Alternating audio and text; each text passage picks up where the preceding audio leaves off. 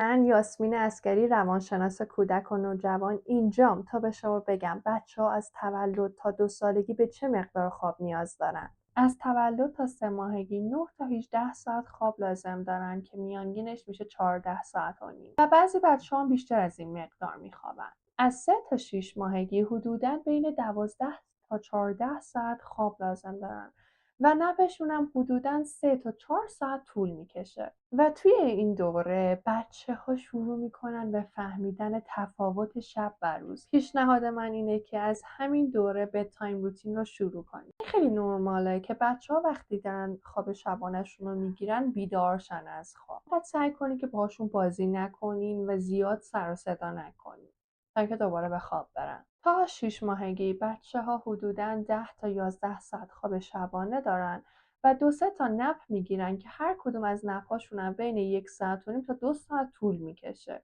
تا حدود 1 سالگی بچه‌ها به 10 تا 12 ساعت خواب شبانه نیاز دارن. توی این سن چون که بیشتر بچه‌ها غذای جامد میخورن دیگه نیازی به شیر شب ندارن. توی این سن حدوداً 2 تا نپ میگیرن که هر نپشون 1 ساعت و نیم تا 2 ساعت طول میکشه. این نکته توجه کنین که حتما دیگه حد اکثر بچه تا ساعت 3 و نیم ظهر بیدار بشه. اگر اینکه این ساعت بیشتر بشه و نپش رو دیرتر بگیره بچه شب توی خواب رفتن دچار مشکل میشه. تا حدود 18 ماهگی بچه‌ها به 11 تا 12 ساعت خواب شبانه نیاز دارن. گاهی بچه‌ها یه نپ میگیرن که این نپ بین 1 ساعت و نیم تا 2 ساعت طول میکشه. تا 2 سالگی هم همینطوره. به 11 تا 12 ساعت خواب شبانه نیاز دارن و یک نپ بعضی بچه‌ها میگیرن که بین 1 و نیم تا 2 ساعت و ربع طول میکشه. به این نکته توجه کنین که بین تایمی که به بچه‌تون شیر میدین و میخواین بخوابونینش نیم ساعت وقفه بندازین.